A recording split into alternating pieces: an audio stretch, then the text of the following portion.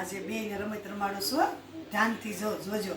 હાલો, જો આઉટ થઈ જાય ને એને ધોલ મારવાની.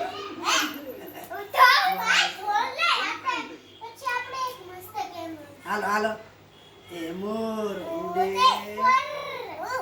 પોપટ ઉડે, પતંગ ઉડે, ચકલી ઉડે, ગાય ઉડે,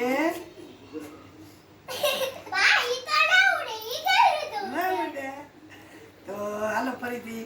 હાલો, કાબર ઉડે, પછી ચકલી ઉડે, પછી કાબર ઉડે,